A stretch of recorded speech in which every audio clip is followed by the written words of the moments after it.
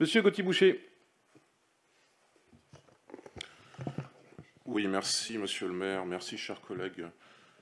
Nos remerciements tout d'abord à Silène et à l'Union sociale pour l'habitat pour cette présentation assez brève mais très détaillée sur le logement social.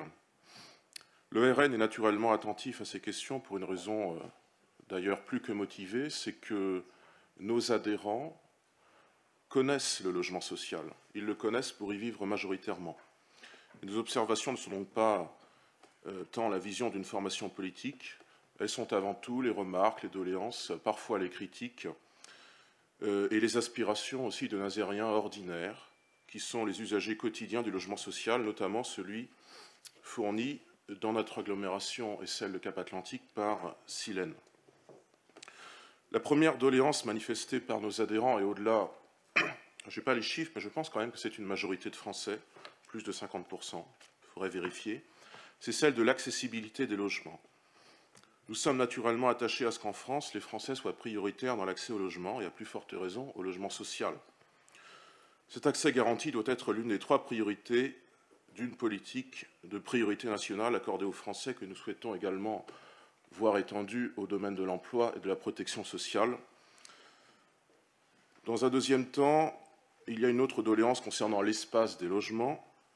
Les logements sociaux doivent être plus grands et plus fonctionnels, même si, bien sûr, d'immenses efforts ont été consentis ces dernières années par les bailleurs, tant privés que publics, de même qu'il y a eu beaucoup d'efforts en termes de réduction de la consommation énergétique.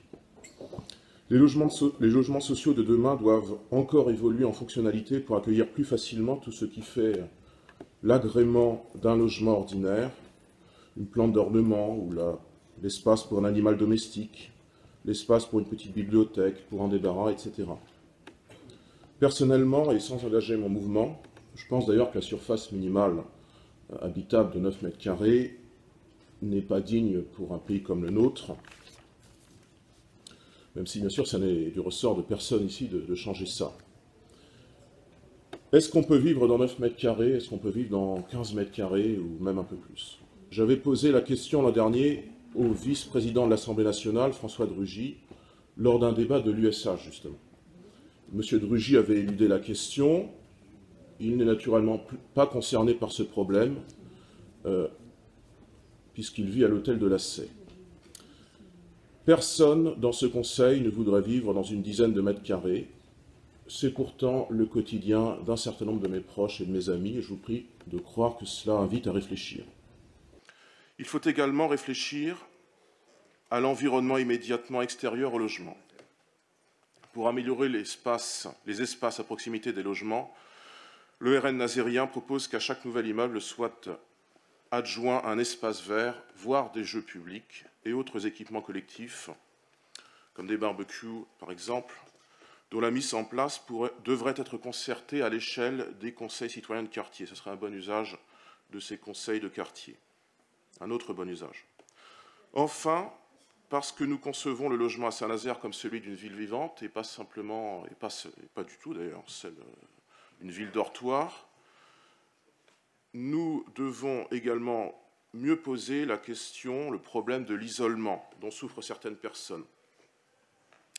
Et pour remédier à cet isolement, des liens nécessaires entre les habitants d'un même quartier, notamment le lien entre les générations. Cette problématique se pose avec une acuité que de tristes faits divers révèlent périodiquement. Nous avons appris ainsi que ce 14 juin, le cadavre d'un homme de 70 ans avait été découvert dans un logement Silène de l'avenue Mitterrand. Alors j'indiquais il y a quelques instants la nécessité d'un meilleur lien entre les habitants. Eh bien, ce type de fait divers malheureux en est l'illustration.